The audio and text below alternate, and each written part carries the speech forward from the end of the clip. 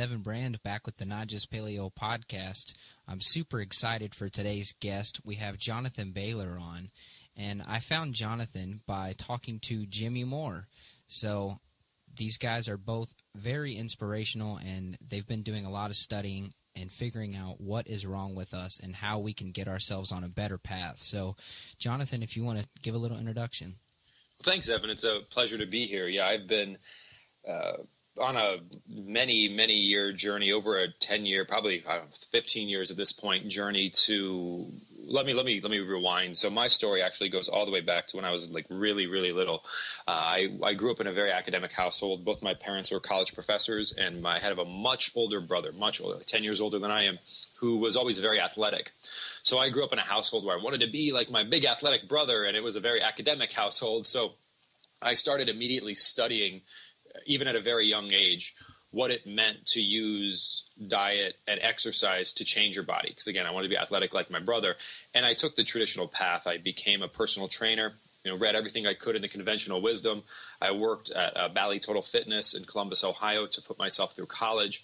And that was actually an incredibly important inflection point in my life, because I was a naturally thin person. A lot of times in the nutrition community, we lose sight of the fact that there are millions of people who actually can't gain weight. That's we don't really talk about that a lot, but that was my challenge, and I know that makes some people hate me in quotations, but it actually led to a good result, because when I was working as a trainer, I was working with individuals with the exact opposite goal. Individuals who wanted to get smaller. I wanted to get bigger, they wanted to get smaller. I was consuming about 6,000 calories per day. I was having them consume about 12 to 1,400 calories per day and spending upwards of 2 hours per day exercising. They weren't getting smaller, and I wasn't getting bigger. But I had done everything I could in my power through the conventional wisdom, right? Like, I was an expert. I was a trainer. These people were paying me thousands of dollars to tell them to eat less and exercise more, which is what we all hear, and it wasn't working for them. And the opposite wasn't working for me. So I was saying to myself, you are not helping people, and your goal is to help people. So we've got to find another approach. And that started me on this 10-plus year odyssey into thousands of pages of academic and scientific literature, like the hardcore research reports that nobody reads because they're not even available to most people unless you have access to a university library or something like that.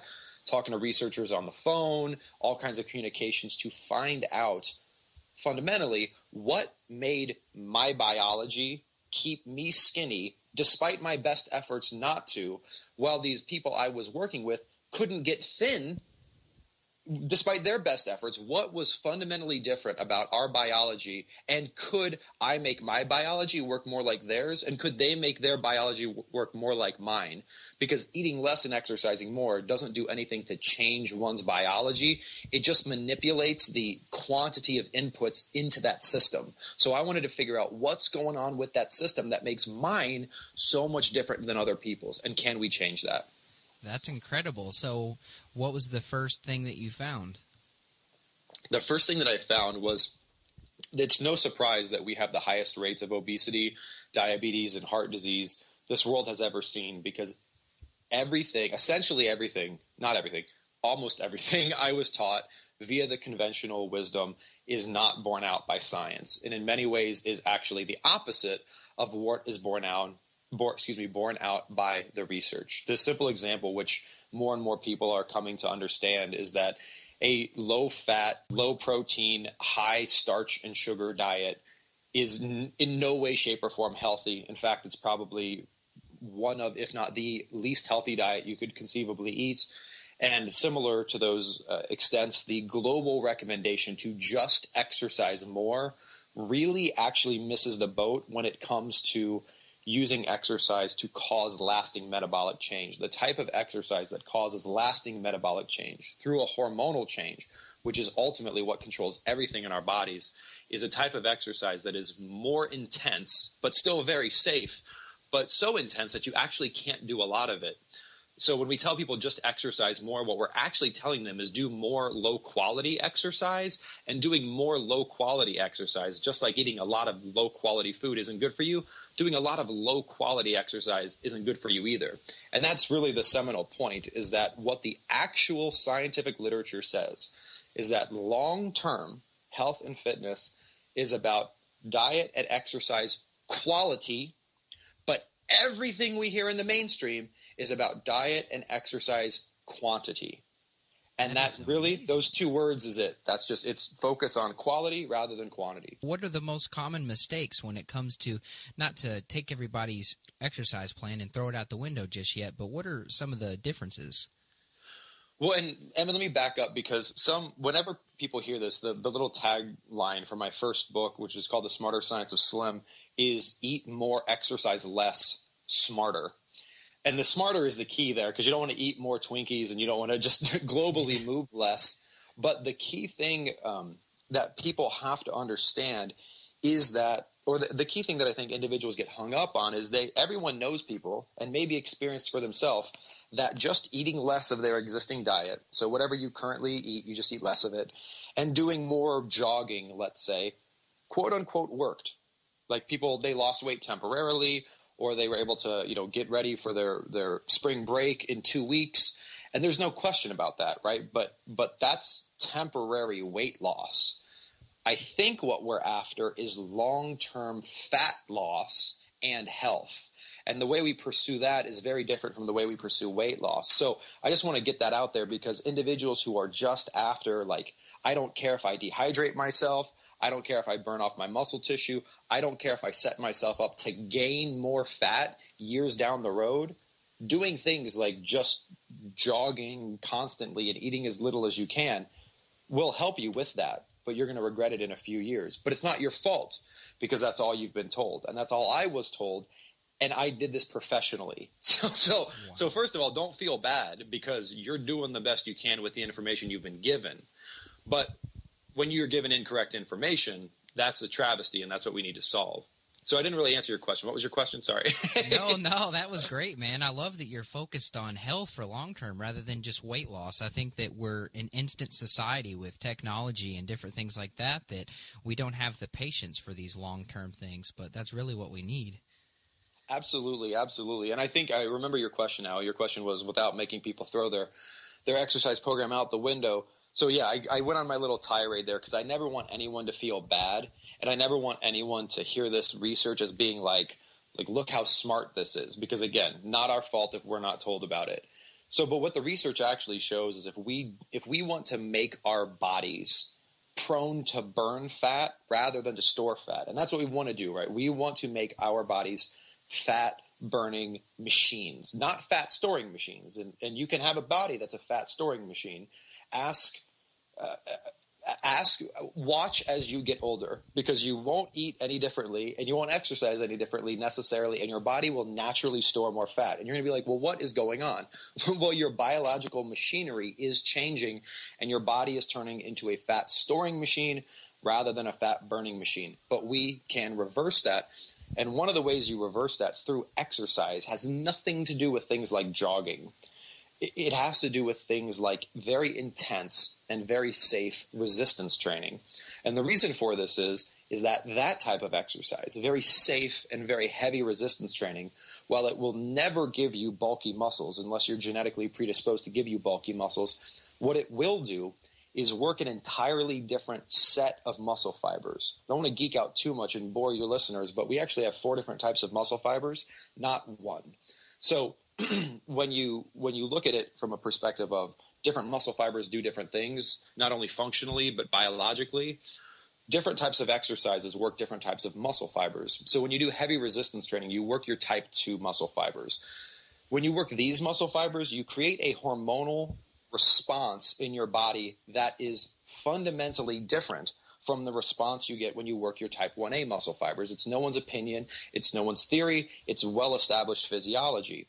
The key thing is it's that hormonal change that makes your body burn fat, because it creates an anabolic environment in your body which facilitates the maintenance of muscle and the burning of fat.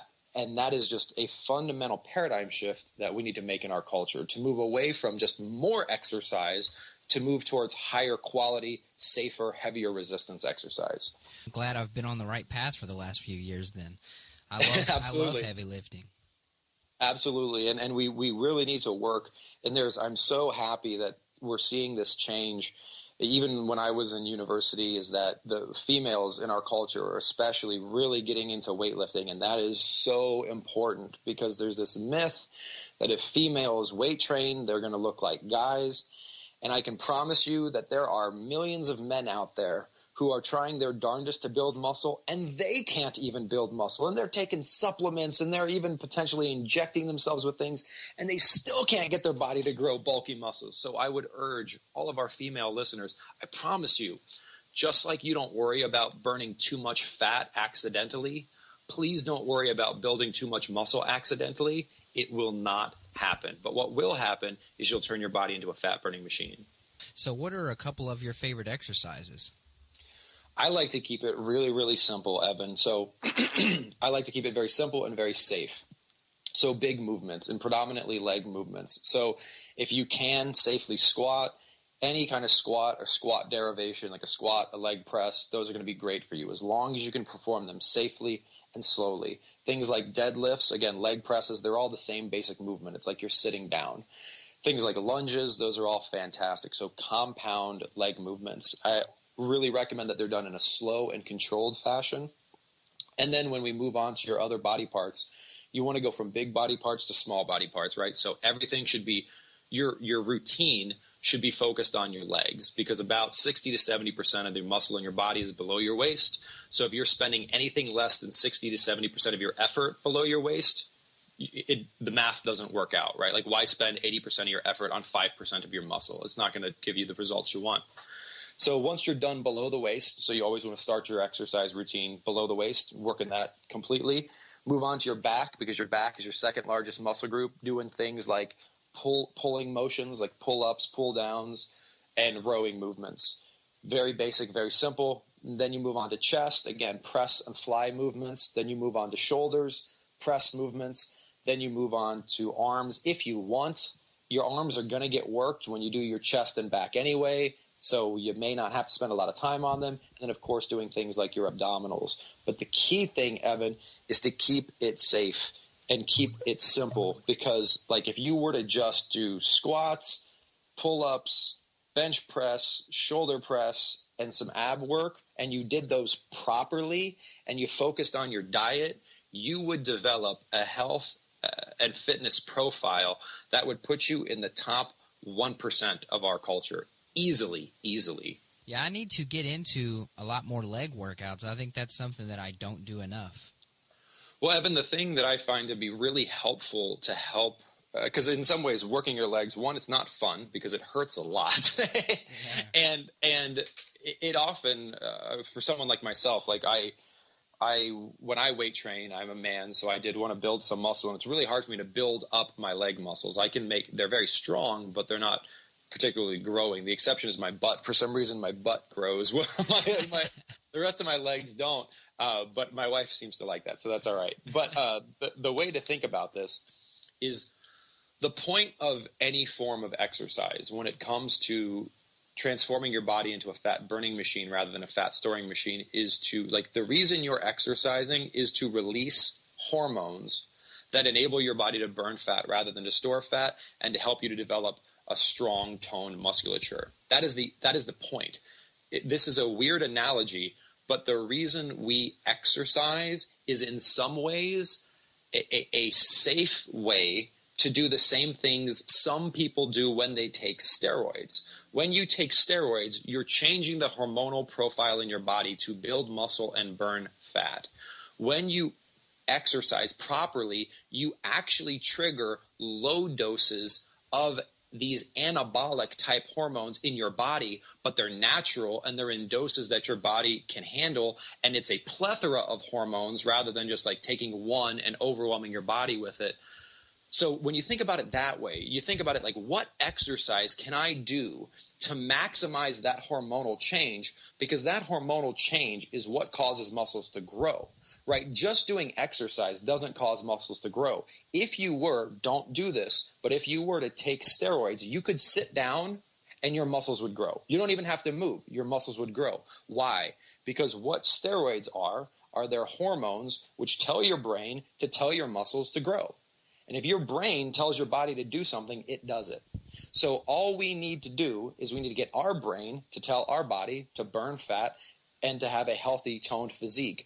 The way we do that is by changing the hormonal profile in our body, and one of the ways we do that is by working the most muscle possible with the most resistance we can safely. And where do we find most of our muscle?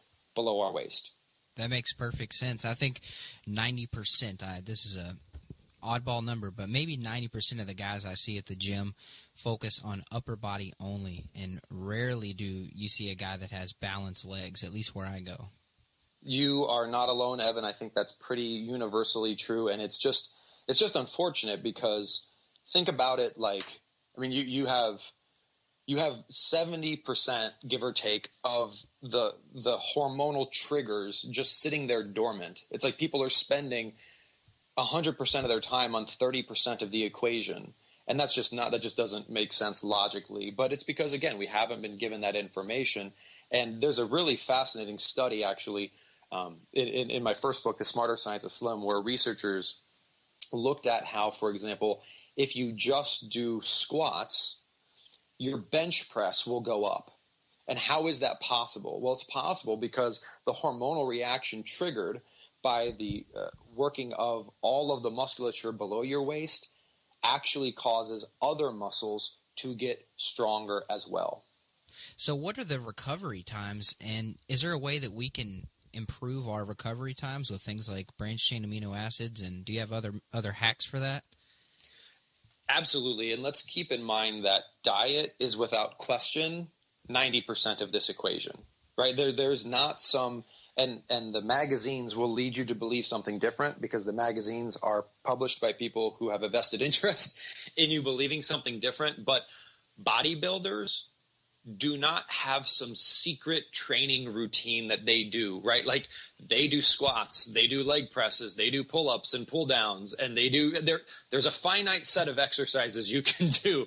The body only moves in so many different ways, and there's actually optimal ways it moves, and the more we move and deviate from those optimal ways, we're really just wasting our time and exposing ourselves to injury. So what differentiates like a fitness professional from an everyday person? It's the way they eat. The way they eat is dramatically different. As someone who was borderline a natural bodybuilder for quite some years, we're talking measuring out serving sizes to the gram, eating 2 meals in the middle of the night so that you keep your body in an anabolic state. The reason I make this point is that diet all up is 90% of it. So like just like we talked about, let's focus on our legs because that's going to give us the most bang for our buck in the gym. Actually, the best thing you can do for your results in the gym is what you're doing outside of the gym, which is proper rest, proper sleep, and proper diet. Yeah, I definitely recommend people get to bed with the sun as much as possible. I mean, I love a lot of the aspects of primal living. I try to stick to that as much as possible. Yeah, people, an adage, I forget who said this, but it was brilliant, was that the gains for people who want to gain and fat burning for people that want to burn fat actually happens outside of the gym, not inside of the gym. When you go to the gym, you go to trigger a response that then takes place when you leave. So the question is not, like, again, the goodness happens when you're not at the gym, not when you're in the gym. So let's focus on optimizing our time outside of the gym so that the time we do spend in the gym is optimally spent. Thank you so much for bringing that up, Jonathan. That is a huge point, man. I think a lot of people just love that mental aspect of, I'm at the gym, this must be the cure. But, like you said, it's the diet. I think that if you don't get high food quality, that you're really going to be hurting yourself, because a lot of people I know, they still exercise and they know all the different fundamentals of exercise, but they're still not capturing diet. So how do we tune that in? I mean, it's hard to, I mean, really, human psychology tells us that no one's going to do anything until they want to do something. I mean, just trying to convince someone of something who isn't really interested in changing is not going to happen. So I think what most people come to find, sadly, is that they either get it, like they either understand that, just like, for example, you can't smoke a pack of cigarettes and then go run 3 miles and they cancel each other out. Like it's not how it works. It's not how it works. And you know, if you're going to go tell your body build muscle, but you don't provide it with the raw materials it needs to build muscle, if they don't get that, what they'll do is they will continue to exercise and they'll continue to get older, and then they'll hit 30, and then they'll be like, okay, I'm still exercising, but why is this fat coming on my thighs and waist? Okay, and then they're going to try to exercise more, and then they're going to turn 35, and then they're going to realize that they're exercising like 10 to 20 hours a week and gaining fat. And then they'll be like, okay, damn it, I guess I have to worry about what I eat.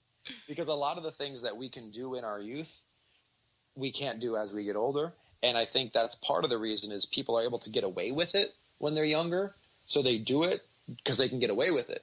But when you get older, you can't get away with it anymore. So people often start to rein their diet in then. But the challenge you face then is if you've been eating one way for 30 years, it's really, really hard to change. Just like it's hard to learn a foreign language, the older you get, it's harder to change the fundamental way you eat the older you get. So the more you can do to really focus in on those high quality foods when you're younger and build those habits makes it a heck of a lot easier for the next 70 years of your life. And that's why I'm trying to reach out to college students and even people that are still in high school just to start changing these mainstream habits now. I had a talk today at a meeting at work. She knows about me doing the podcast, so she says, what do you do about soy milk? She says, I love soy milk. I said, you have to avoid it, and we still have a lot of catching up to do. Absolutely. And so I think that we're creating a wave, and I'm so glad that there's people out there like you that are speaking about these things, man, because we need to take over, and I think we're in the process of it right now.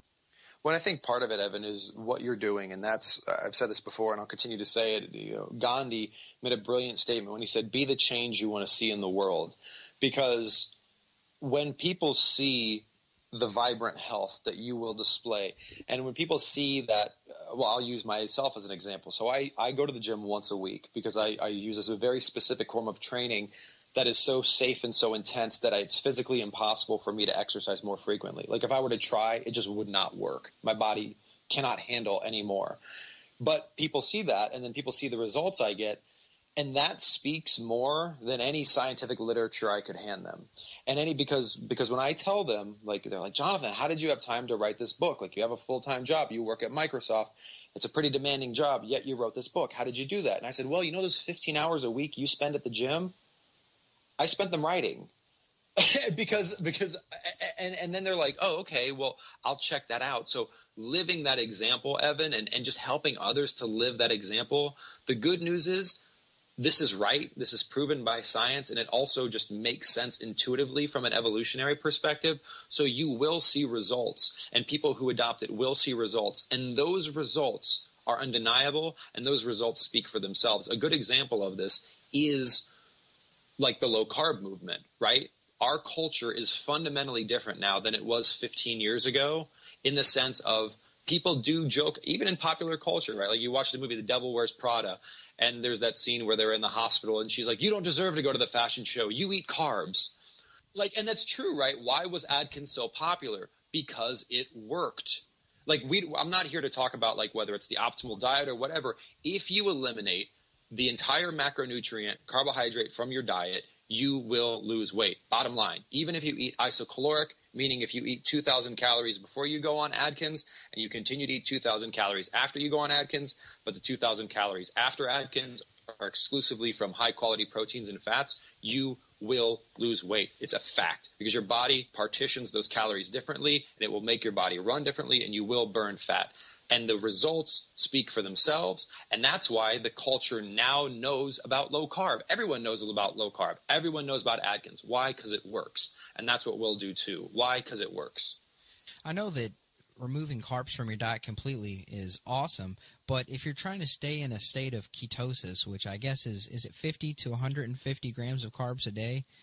Yeah, and just a quick distinction is eliminating carbs completely from your diet would be a very bad idea, because things like green vegetables are absolutely essential to optimal health and their carbohydrate. So it's really about a complete elimination of things with added sweeteners in them and starchy things. But fruits and vegetables, fruits, iffy for some people, non-starchy vegetables, great universally. So what is the typical carb range you think that you eat in on a daily basis? So again, it varies. So if you want to be in a state of ketosis, which is where your body is fueling itself basically completely from fat, that's like a phase 1 of an Atkins diet. That's 50 or fewer grams of carbohydrate per day, give or take 10 grams, depending on your body size, 10 or 20 grams. Even the Atkins advocates don't say do that forever, because whether or not it's effective is a separate question, but it seems somewhat unnecessary. So the reason you do that is to jumpstart your body's ability to burn fat. And then even in the Atkins, like the new Atkins for a New You book that the brilliant researchers Volek, Westman, and Finney wrote, then you move on to a phase 2, which is a gradual introduction of more carbohydrate. So I think you can work your way up to 75 to 80 grams of carbohydrate per day. And again, this varies based on body size, right? A 110-pound woman is going to have different gram requirements than a 250-pound man. And then when you get into a steady state, like once your body is functioning properly, meaning once you don't have I like to call it a clogged metabolic system, eating between, depending on your body size, 75 and 150 would be the upper bounds, way upper bounds. I'd recommend more like 75 to 125 grams of carbohydrate per day is going to be your optimal range. And that's going to allow you to do things like eat an unlimited amount of non-starchy vegetables. These are vegetables that you eat raw or can eat raw. Vegetables you'd often put in salads, green leafy vegetables, mushrooms, cucumbers, peppers. It will allow you to eat some low fructose fruits, such as berries and citrus.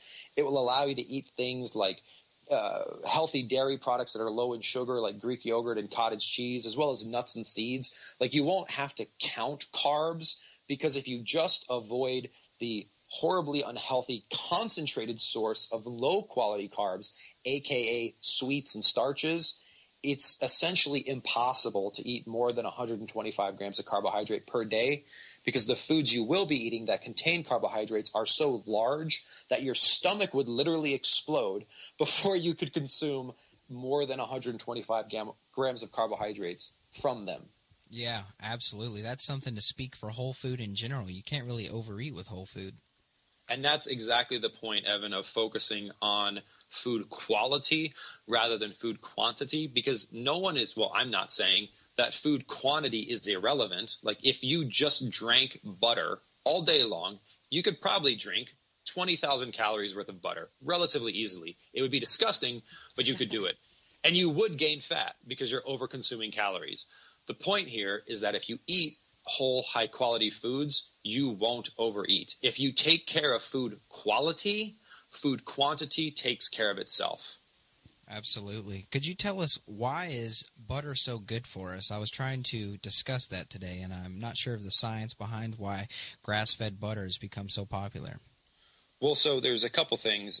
My research is slightly different than some traditional Paleolithic teachings. So my research was really just like, let's look at the peer-reviewed research out there and make guidelines based upon that. Grass-fed butter is good for you relative to other sources of fat. However, I think sometimes the message gets confused in the sense that, like, eating a spoonful of grass-fed butter is not necessarily a good idea. Using grass-fed butter instead of, let's say, a refined seed oil is brilliant, and you should absolutely do that. And if you could, using coconut oil would be even better. So that's the key distinction. Is it's not like, if Evan, you go to someone and you say you should eat more butter, they're probably going to be like, well, what are you talking about? but that's a much different statement and a much harder to defend statement than when you're going to use something like a butter thing or an oil thing. It's better to use grass-fed butter from a grass-fed cow. See how that's a much different statement? It's like when you're going to use a food like this, here's the best food to use versus you should just eat more of this. So I think that might be why there's some confusion, because truly, like or ghee, which is clarified butter, or things like coconut oil, like should you just eat coconut oil out of the container? No, like you should eat coconut. Like coconut is the whole food. So if we're going to talk about whole foods, there's a whole food. It's called coconut. It's better for you than coconut oil because it has everything coconut oil has in it. Plus, it's got a bunch of fiber and micronutrients that you won't find in coconut oil. And so, but if you need to use an oil to cook with, coconut oil is brilliant. If you need to put something on your vegetables so that you eat them and they taste good, using butter from a grass-fed cattle is a brilliant way to do that. Should you just eat it by the spoonful? Absolutely not. But that's what some people hear when we go around saying things like, eat butter. They're like, I'm not going to listen to you, because if you're going to tell me that just eating spoonfuls of butter is good for me, which isn't what you're saying, but it's what they're hearing, so we just have to be sensitive to that. Right. I love that you're pointing out how simple it is, because I feel like there's a lot of marketing terms that are going on, and this is for good reason, so we can be sure of the quality of the food. But I feel like a lot of people get confused by all these different terms that they're not familiar with. Just grass-fed, just explaining that to people. I know that's a simple concept, but it's still kind of, I think it's too technical. So I love you say just go eat coconut. I mean, I love that that's part of your whole thing, is that health it doesn't have to be complex, and fitness and all this essential things in life, they don't have to be as hard as we make them. Well, and in fact, Evan, I'll take that one step further, because you're exactly on the right track, is they can't be complicated. If you think about it from an evolutionary perspective, the single most important ability and most basic ability any living organism can have is to not die. Everything about our being exists so that we don't die, right? Like, that's the whole point. Evolution turns us into creatures that can thrive easily in our environment. Now, of course, our environment has changed dramatically. That makes it a little bit more challenging. But if we take a step back, health can't be complex. It can't, because everyone leading up to the past 40 years, not everyone, 96% of people avoided obesity and 99% of people avoided diabetes without even knowing what a calorie was, let alone counting them or stepping foot into a gym, because they didn't exist. How did that work? Because it's simple. It's a little harder now because our society is much different, but we can make it simple if we start to think back in those more ancestral terms. Yeah, I think going barefoot is one of the biggest changes. Just getting barefoot shoes at a minimum, and also just digging your toes into the ground it's important. That's not something I personally have done, but I know a lot of people like that. Oh, it's great, man. It literally does make a difference, and I've definitely got more balance by using barefoot shoes too. So I think that's awesome. But yeah, I just love that everything before us was not a struggle. And it wasn't a calculation, and it wasn't a study, and it wasn't research. And it's just important to tune into all these different movements that we would have done in these different lifestyles. I think the sedentary lifestyle of most people it's really harmful. Well, and Evan, here's an interesting thing which isn't popular, but I'll share it with you. And I talk about it in my next book, which is coming out in early 2014 with HarperCollins. It's called The Calorie Myth. There was a study done. Again, this isn't popular, but it's just a fact, so I'll share it with you. There was a study done in 2012 on one of the few remaining hunter-gatherer tribes. I'm going to butcher their name. I think it's either the Hazada or the Hazah or something like that. And the study was brilliant, because what they wanted to do was they wanted to take a group of those hunter-gatherers that are still alive today, and they used a substance called double-labeled water to precisely measure the amount of calories they took in and the amount of calories they burned off. And then they took a group of Westerners, people that live in modern sedentary culture, and did the same procedure to monitor the amount of calories they took in and the amount of calories they burned off. Now, as everyone expected, the hunter-gatherers burned more calories due to activity, meaning they moved around more during the day. But Evan, here's to borrow a term from Al Gore, an inconvenient truth. At the end of the day, when they looked at total calories burned, they were equal based on body size between the hunter-gatherers and the sedentary Westerners. You might be saying, how is that mathematically possible? You just told me the hunter-gatherers burned more during exercise. Well, Evan, here's the next batch of science that I think this community and our country will start to embrace, and that's that the body is designed to balance itself out. It's a homeostatically regulating system, and what I mean by that is when those hunter-gatherers burned more calories through activity, their body then said, okay, I'm going to burn less calories when you're not exercising to try to compensate for that. And we see this, right? If you go exercise very intensely, you're going to be tired and you're going to want to move less afterwards. And you might even sleep more because, again, the body is trying to conserve energy. It's trying to maintain a state of homeostasis. So while activity is brilliant from a health perspective, like the body was designed to move. If we don't move, we deteriorate, and we should do that. But the theory that we are not burning as many calories because we're less active, and that's why we're obese, is simply false. There's many reasons. One of is even when you do move more, you actually end up burning about the same amount of net calories because your body just burns less when you stop moving. So the point isn't to say don't move. You absolutely should move. But if you're moving thinking that that's going to change the way your biology works and turn you into a fat burning machine, it's not. It's good for your health, but it's not good for long-term fat loss. Does that make sense? That makes perfect sense. Yeah. So what is the other aspect that we need to add into that? Yeah. So that's I mean, paleo or the primal whatever does this well, where it says there's movement and you should move because it's what we're meant to do. Just like we're meant to breathe air, we're meant to move. So move because it's great for your health. I'm not sure there's ever been a study conducted which hasn't shown low intensity, safe movement being positively correlated with life expectancy as well as life quality. So do it. But then jump to the other end of the spectrum and make sure that you're doing a little bit of very high quality exercise. So these are things, again, like we said, like heavy resistance training or safe forms of high intensity interval training that are low impact. I mean, if you're healthy and fit and young, you can sprint, but a lot of us can't really do that long term.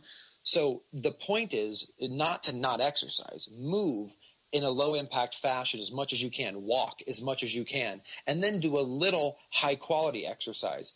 But don't waste your time in the middle. Don't waste your time on these moderate intensity, high impact things, because all they're going to do is break down your joints, make you hungry as hell, and then you're going to be more prone to eating more low quality food, which will do more metabolic damage to you than that exercise could ever undo. And it just wastes time. Like, it's not actually helping you, and you'll get burnt out, and then you'll say, I just am not going to exercise at all because clearly it doesn't work. No. Low intensity, low impact, do that as much as you can.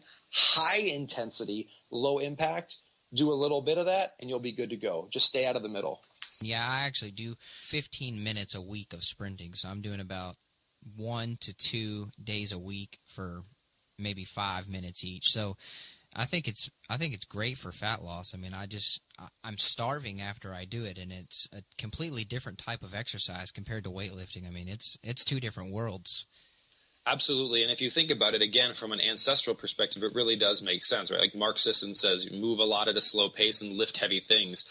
And that is like when we were evolving, we would walk around, but then we would sit down a lot. Like our ancestors didn't move just to move. They didn't move because it was fun. They moved because they had to. And if food was scarce, they especially didn't move a lot because they didn't have the energy to move a lot. So move. And then every once in a while, do something that's intense. Because, again, that is what our body's designed to do. Because if we had to run from a lion or we had to dodge something, we would do something intense for a very short period of time, or we would lift something. But what we wouldn't do is, like, jog for 2 hours. Like, why would anyone do that? There's no even evolutionary reason to do that. So I hope that the 5Ks and all the different extended running things, maybe they'll turn into sprinting competitions in 10 years. That'd be pretty cool. Well, Evan, no, you make a good point. Sometimes people say, like, Jonathan, why are you beating up on running? Like, I love doing it. It helps me to de-stress, and it's like a hobby. And I'm like, brilliant, but call it a hobby. Like, that's what it is. Like, if I were to say, Evan, a great way to get exercise is to box. You'd be like, well, that's true, but doesn't that cause me to get punched in the face a lot? And like, aren't there other ways to exercise that don't require me getting punched in the face? And jogging is a similar thing. Like, if you like jogging because it's fun and it makes you feel good, absolutely do it. But understand that, like, your knees and your spine and your hips are getting punched in the face over and over again. And again, if it's your hobby, that's cool. Understand that you're probably going to get injured. Understand that it's not the most effective way to burn fat or to promote health.